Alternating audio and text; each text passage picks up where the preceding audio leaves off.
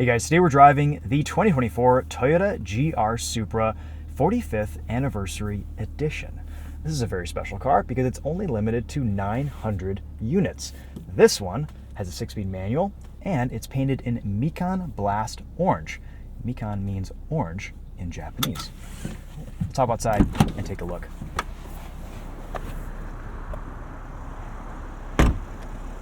I think a pretty stunning color on the Supra. We also get an adjustable rear wing. That looks nice. Very cool. You can see the bolts right there. A stripe on the side that says Supra. Love a stripe on a special edition. And Gazoo Racing badging on the brake calipers, as well as a strut tower brace under the hood, which looks very sharp as well. Let's walk you around this real quick, and then we'll take it for a drive and update some driving impressions on this manual Supra. We have a new trunk mat back here too, also in orange, very nice. We still get 382 horsepower, 368 pound-feet of torque from the venerable B58 3-liter turbocharged inline 6. Love the engine and the manual transmission. Though it isn't amazing, it's pretty darn good in the Supra just because you have control over the gears. Glad that Toyota finally offered this in manual. Let's take a look under the hood. Here's a look at that strut tower brace with the Gazoo Racing badging right there. Very nice. Love that this is color matched. This is a good looking engine bay. The Supra is rated for 19 miles to the gallon in the city, 27 miles to the gallon on the highway, though in my experience with this B58, you're going to be averaging a low to mid 30s in this on the highway just because this is such an efficient powertrain. And also, that 382 horsepower rating is probably at the wheels. This feels very underrated on the spec sheet. In real life, this really makes a lot of power. It is a fast car. We've walked you guys around a bunch of these Supras over the years, so let's hop inside and we'll take this for a drive.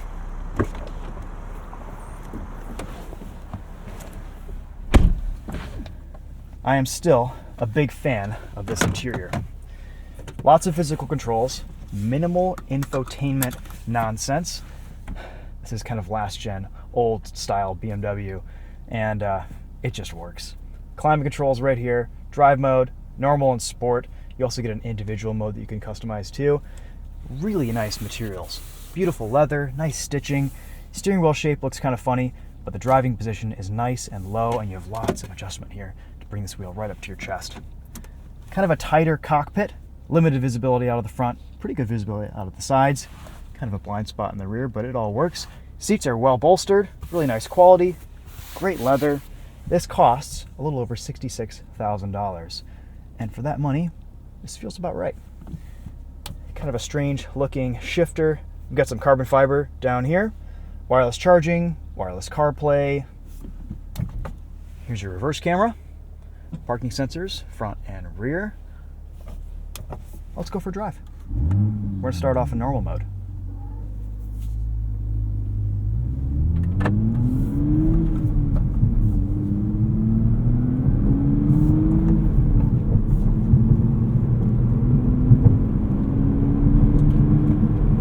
Exhaust tone is pretty muted in this drive mode. We don't get any pops and burbles. And I have my individual set to, use our iDrive controller here, damping normal, steering normal, engine in sport.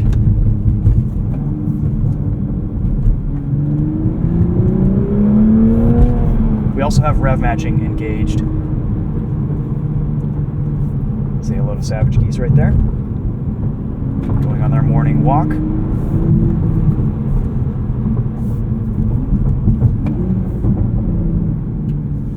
Six-speed manual. Honestly, it's not the most satisfying manual to drive. It's somewhat difficult to drive smoothly. Clutch pedal throw is pretty long, and it just doesn't have as good shifter feel as the GR Corolla or the GR86.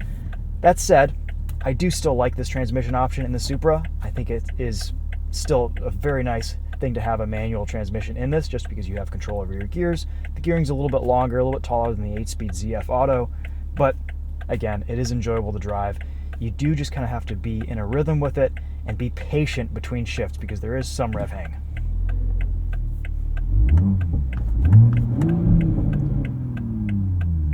1.6 sounds good.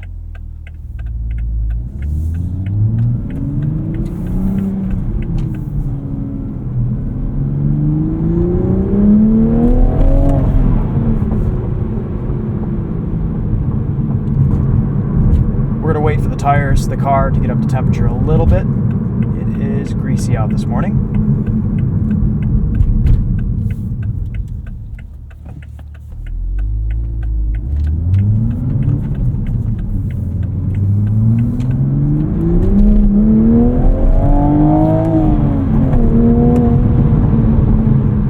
See what I mean about those shifts? Just a little bit sloppy sometimes. We also have what looks like, on the outside, to be a track alignment on the Supra. So if we get some dry pavement in this drive, we'll see how that feels.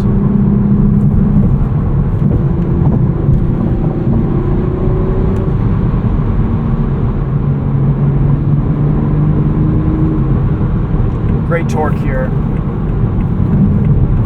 Auto rev matching works really well.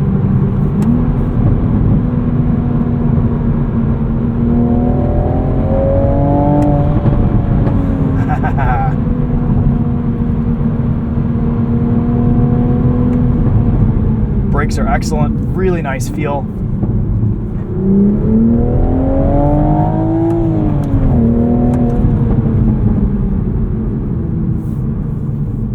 And the handling from this chassis is sublime. Really, really sharp turn in. The front end has just so much traction. You really feel the short wheelbase, chuckable nature of the Supra. They did make some suspension tweaks a couple years ago that buttoned the rear end down in this. And it's a little bit more forgiving to drive around a corner. That is appreciated.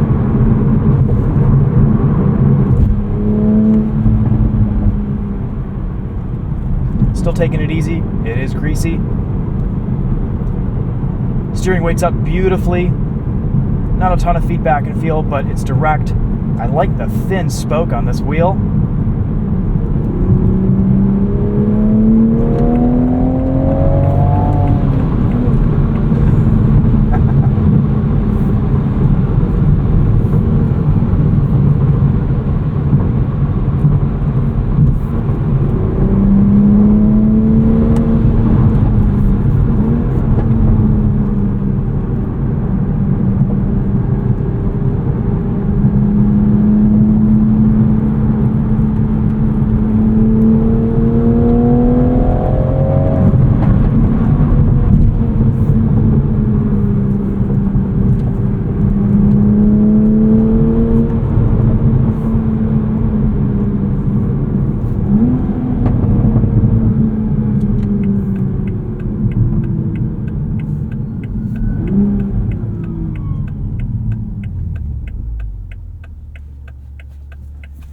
These Supras make for pretty good long-distance drivers, good GT cars, decent daily drivers. TheTopher and I took one of these out on a road trip to Hocking Hills, just south of Columbus, Ohio, where there's some pretty good driving roads. And it was a pretty comfortable vehicle to spend time in. Put a lot of miles on it. The only problem is that it was a little bit outshone by my FL5 Civic Type R, which just felt more engaging, sharper, easier to drive quickly, easier to shift, and was a little bit better suited toward the tight technical back roads we were driving. That said, the Supra is still cool, it's fun, it's enjoyable, it's fast, but I don't think it's as fun as something like the GR86 or even the GR Corolla for most scenarios. Really need to kind of get some speed under this car to enjoy its capabilities and let it stretch its legs.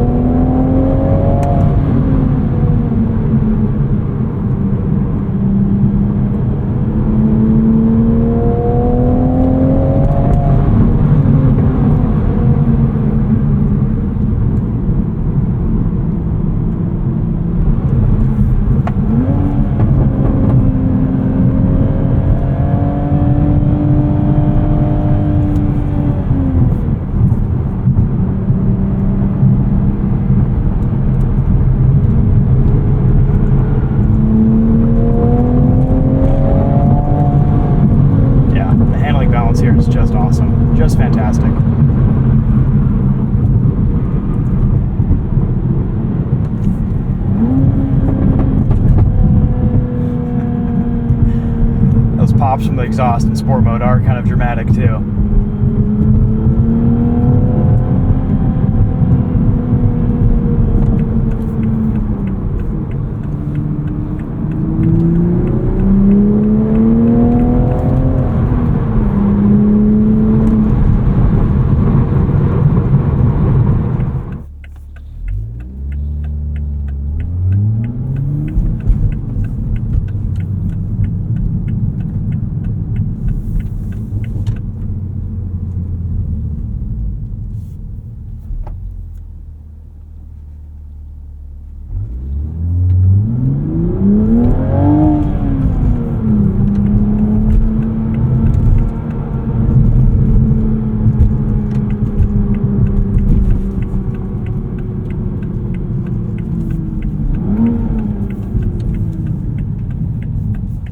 Steering is nice and quick. Good fast ratio here.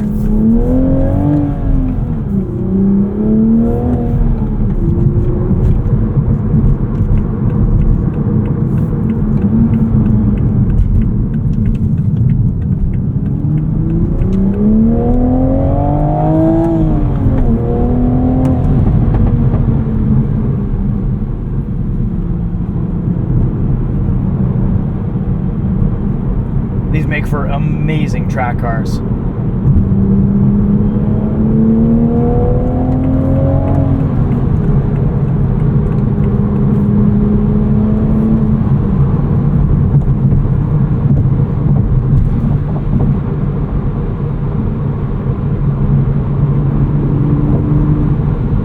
Still really good low torque from this twin scroll turbo. 2,500 RPM. Not a lot of turbo lag. You can make fun of the A90 Supra as much as you want for its BMW roots, but ultimately, Toyota has picked the best inline six in the world for this application. It really is a phenomenal engine.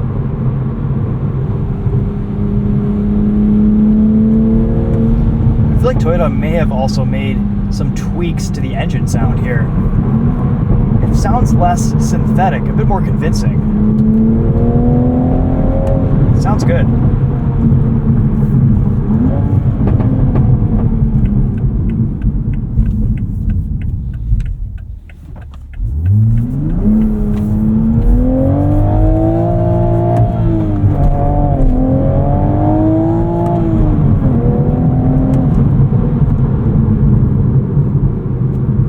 Performance here is just awesome. Great traction. The way this just squats under full throttle, it's cool. I mean, the suspension is stiffer here, but there's so much power that every time you roll into it, it's an event. It's exciting.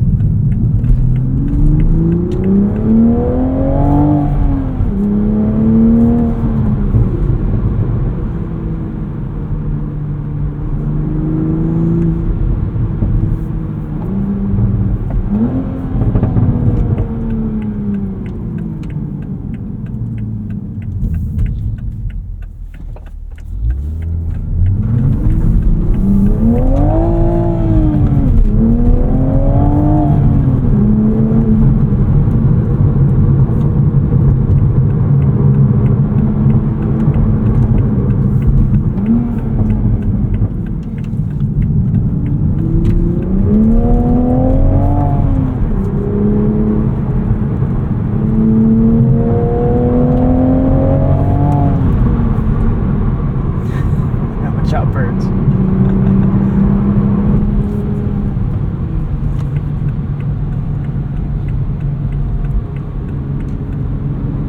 Alright guys, well, there's a taste of the 2024 Toyota GR Supra 45th Anniversary Edition. Great looking car, pretty fun to drive in manual form. This is growing on me. I think you really just have to kind of become a little bit more in tune with the car, with the shifting experience. It's not anything like the other cars in this segment. It's not as raw and loud and raucous as the SS1LE. It's not as precise and finely tuned and sweet as the Porsche 718 Boxster. It's just different. This drives more like a GT car, but with really sharp handling. So, kind of managing expectations again in this Supra, like we were a couple weeks ago in the Lexus IS 500. Having the control over the power band, over your gears in the 6-speed is really nice to have. I just wish it were just a little bit better of a shifting experience. The big selling point here is just the outright power and sheer performance that the Supra is capable of. It is properly quick, and the fact that you can just roll into this thing and kind of always feel like you're at the edge of traction with those rear wheels is really exciting. It's an event driving this car. It looks awesome. You don't see a ton of them on the road, and having this 45th anniversary edition is probably a pretty rare and special thing to own.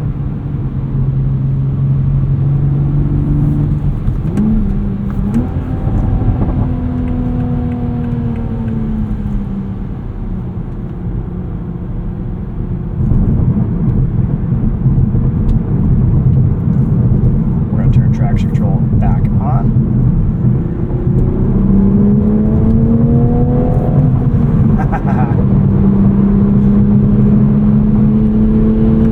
The Supra is still one of the few cars on the market that it's a little bit scary to drive still. It doesn't inspire the most confidence on the street, especially in low grip scenarios. You're working with a lot of power, you're working with a short wheelbase. Ultimately, it does put that power down really well, and it actually isn't that scary to drive when you really get to know this car and start pushing its limits, but it just kind of makes you feel like it's a bit twitchy at the limit, and sometimes at lower limits, which can be exciting. Like I said, it's one of the few cars I've driven that is still a little bit scary to get behind the wheel of.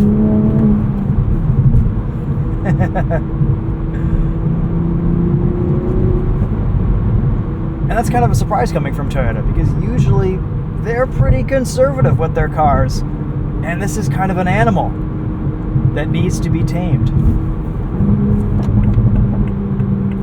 Alright, we're going to go back into normal mode.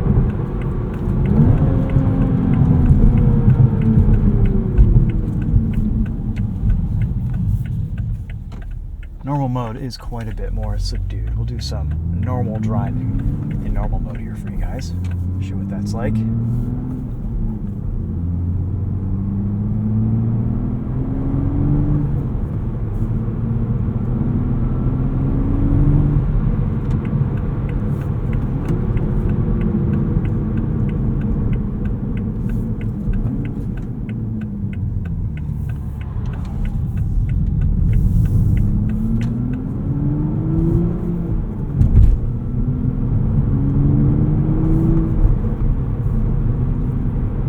Exhaust is pretty muted.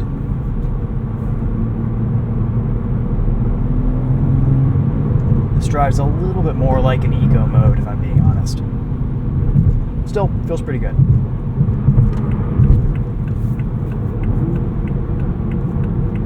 No pops and burbles from the exhaust.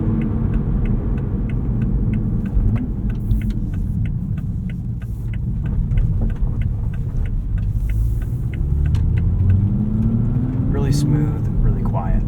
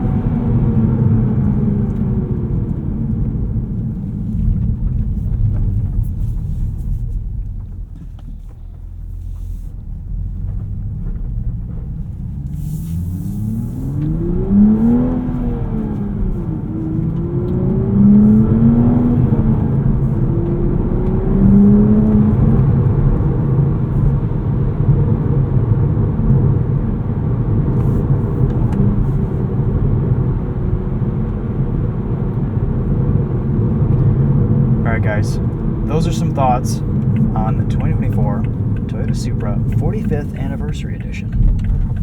And a nice little Sunday morning drive. Sorry it's a bit greasy out, but made for some more entertaining footage, I think.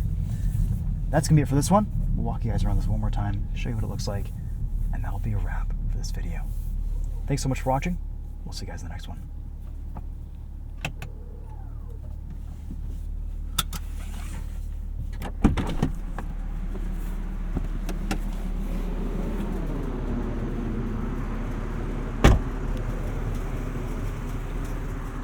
Time for car wash.